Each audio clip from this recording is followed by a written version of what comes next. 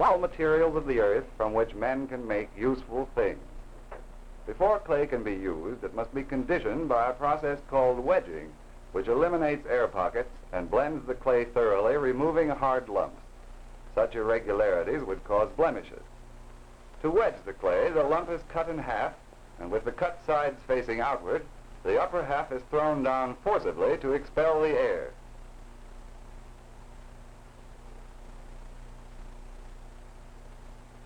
Cutting and throwing together is repeated 15 or 20 times. Then the clay is kneaded for further blending. The hands push well into the lump and, keeping the sides pulled in, reshape the ball.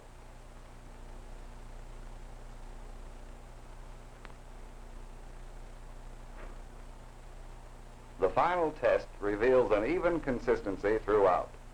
Careful wedging is an important part of good craftsmanship. From this lump of wedged clay, many simple objects, such as a candle holder, might be made.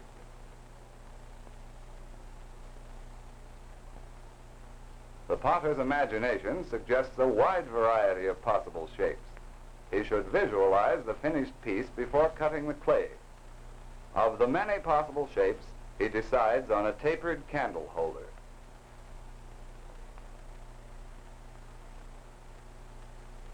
To make the candle holder, the top of the lump is first cut off.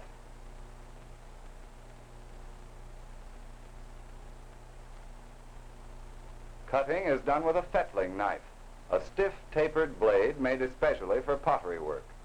The top is smooth before the candle socket is formed. To make the hole, an ordinary candle is used. 2 notches are made on the end of the candle to keep the clay from sticking to it. The socket is made larger than the base of the candle to allow for shrinkage of the clay.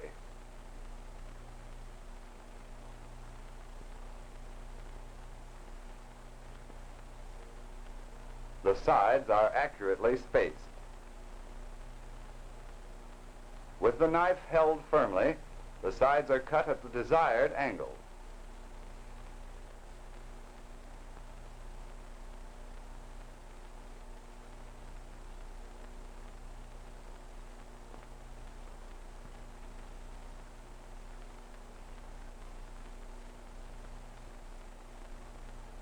The piece is now set aside to stiffen until leather hard, that is, stiff enough to hold its shape but soft enough to be trimmed easily.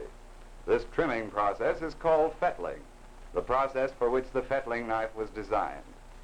If pottery edges are left sharp, they chip easily. Therefore, they must be rounded. A final sponging removes the knife marks. The finished piece is then allowed to dry slowly. Most slab methods require a rolled out slab. A damp cloth prevents the clay from sticking to the table. The thickness of these guide sticks controls the thickness of the slab. One of the simplest objects to make from a slab is a tile, which requires a thick slab. First, the clay lump is partially flattened with the edge of the hand. Rolling is always started from the center of the clay.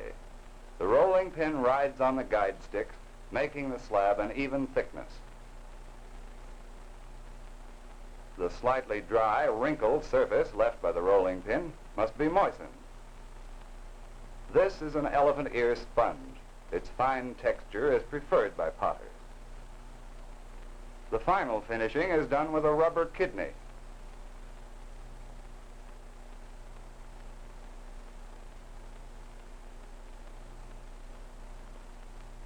After smoothing, the slab is inspected carefully for small air bubbles. These must be pricked and the air pressed out.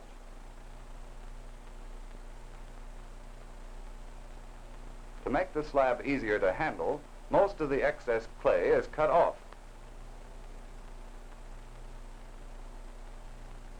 The palm of the hand supports the slab as it's placed on a pallet covered with paper. The paper prevents the wet clay from sticking to the pallet. The slab is sponged and smoothed again before the final cutting.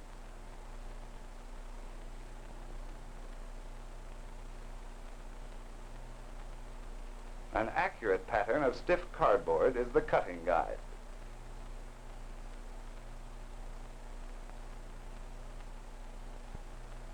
The tile is turned so that each cut is made with the same arm movement.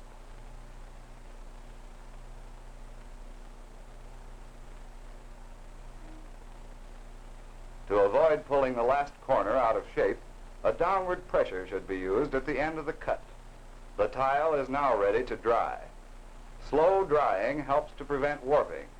When leather hard, the tile, like the candle holder, will be fettled and sponged. A thinner slab is used for pieces requiring several parts, such as a low flour container. Rolling a thin slab is made easier by loosening it from the damp cloth before it's rolled to its final thickness. To make the flour container, the shape of the bottom is sketched freely on the slab. This technique of designing directly on clay often improves the harmony of line and proportion. The bottom piece is cut from the clay slab with the pricker.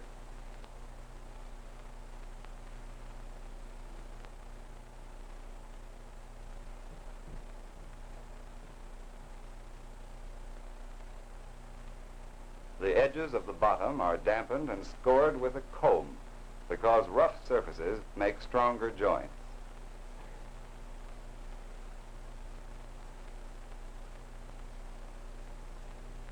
Side pieces are cut from a similar slab of clay and are scored like the bottom. A mixture of clay and water called slip acts as an adhesive in adjoining the two pieces of clay. The scored strip, placed in position, is worked back and forth gently until the clay takes hold. When attached lightly, the two pieces are knitted together with a modeling tool. The ends of the wooden modeling tool are shaped like small thumbs for detailed work.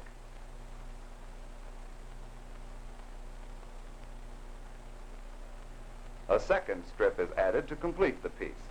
The beveled and scored ends of the strips are worked gently together. The thin ends of the strips are overlapped to increase the thickness slightly at the joint. The inside corners are knitted together, as were the outside edges. These joints have been thinned by vigorous knitting and must be strengthened by the addition of a thin clay rope.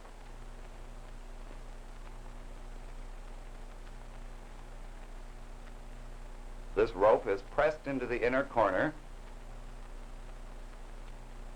and smoothed with the larger end of the modeling tool. When completely assembled, the finger and tool marks are removed from the piece with the sponge. The sides are then smoothed with a rubber kidney to ensure precise contours. The finished piece is set aside to stiffen until leather hard. The leather hard piece is ready for fettling. This gives it a craftsman-like finish and the rounded edges necessary in good pottery. When the edges are being fettled, the knife is held near the tip of the blade and the clay is scraped with long, even strokes. A cutting motion is seldom used.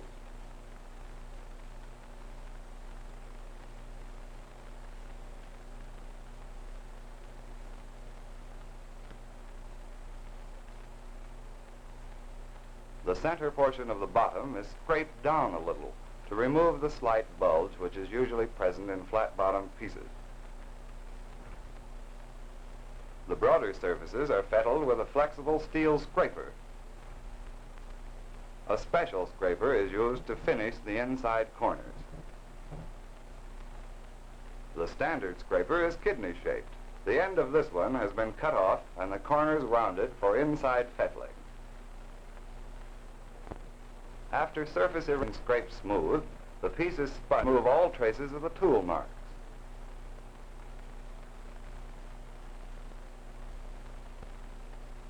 It is now ready to dry slowly. Many pieces of your own design can be made by these three simple methods. After drying, these pieces are finished by glazing and firing in a pottery kiln. Imagination in design and master craftsmanship will produce attractive pieces in which you may take pride and pleasure.